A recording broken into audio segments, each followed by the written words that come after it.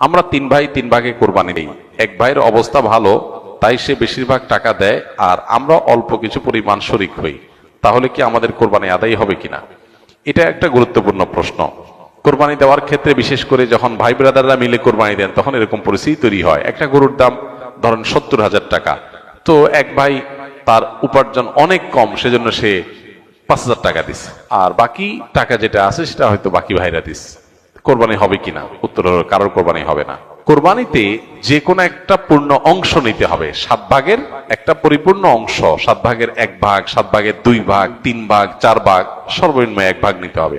ভগ্নাংশ নেওয়া যাবে না, অর্থাৎ 1 ভাগেরও অর্ধেক নেওয়া যাবে না। 2 ভাই মিলে 1 ভাগ নিছে, হবে না, তখন সেটা গোস্ত খাওয়া হবে। পশু জবাই হয়ে গেছে সহি পদ্ধতিতে, গোস্ত খাওয়া হবে, কিন্তু কোরবানি হবে না। কোরবানি বিশুদ্ধ হইতে হলে প্রত্যেককে পূর্ণাঙ্গ একটা ভাগ নিতে হবে। হ্যাঁ, এখন এমন হতে পারে যে এক ভাইকে আল্লাহ আর্থিক সচ্ছলতা দিয়েছেন, বাকিদেরকে দেন নাই, তো কি হবে?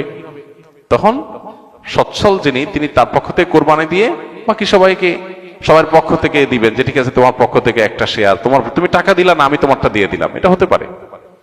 অথবা আরেকটা হতে পারে যে ঠিক আছে, তুমি অল্প টাকা কামাই করছো, মাত্র 5,000 টাকা আছে, তুমি টাকা না দিলে তোমার কাছে ভালো লাগতেছে না, তুমি টাকা দিলে তোমার কাছে খুশি হবে, তো সেক্ষেত্রে 5,000 টাকা তুমি আমাকে দিয়ে দাও, এটা কোরবানির শেয়ার না।